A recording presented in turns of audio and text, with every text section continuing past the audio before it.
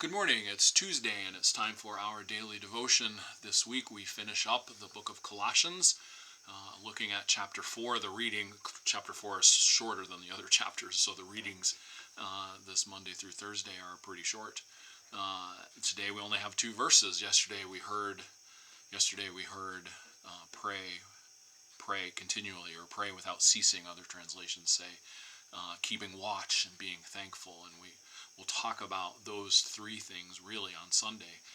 Today we look at verses 5 and 6, and they go like this. It's chapter 4, verse 5 and 6. Be wise in the way you act toward outsiders. Make the most of every opportunity. Let your conversation be always full of grace, seasoned with salt, so that you may know how to answer everyone. Following on the heels of praying continually, keeping watch, and being thankful, these 2 verses make a whole lot more sense. And so we probably have spent a whole lot of time in the realm of Christianity, in the groupings of followers of Jesus over generations and generations, arguing really over how we treat outsiders, what we do with people who aren't us, who aren't following Jesus specifically. And sometimes we let cultures and races and genders and other things get mixed up into our things. Colossians calls us to center around Christ, and so clearly any sense of outsider here has nothing to do with any of those things, and only to do about those who are followers of Jesus and those who are not. I'm not saying that's the only way you can look at the world. I'm saying in Colossians that seems to be the thrust, based on what we've seen so far. And so how ought we? How do we listen to? How do we respond to? How do we maintain our standards? Is there a difference between what is always right and true and how we act, maybe not using those things that are right and true to be bludgeoning tools or to be separators, or to be ways that we exclude people, rather ways that we call people toward Christ. Either way, it is clear that this is a group sport. Following Jesus is not just me and God, and just you and God, and a whole bunch of individual things like that. We are truly not alone. God gives us to each other.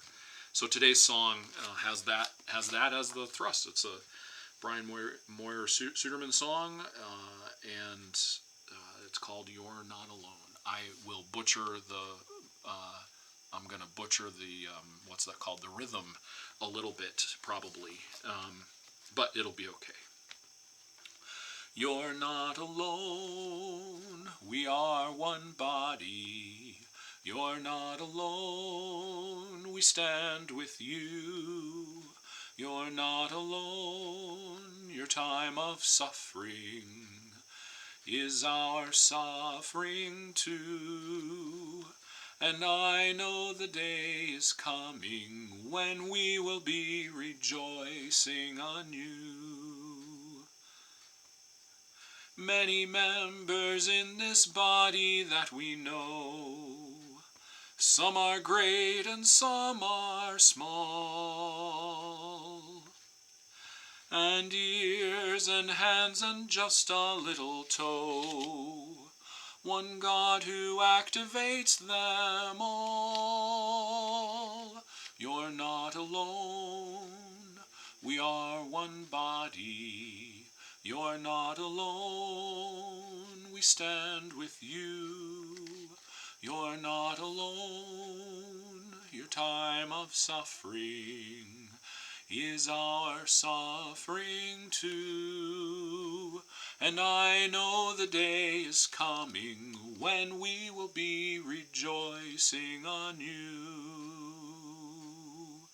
Many members in this body that we know. That was the wrong verse. One body, spirit formed and spirit fed. Different genders, rich and poor. A banquet where the least sit at the head. One body broken for the world. You're not alone. We are one body. not alone, we stand with you. You're not alone, your time of suffering is our suffering too. And I know the day is coming when we will be rejoicing anew. And I know the day is coming when we will be rejoicing anew. Amen.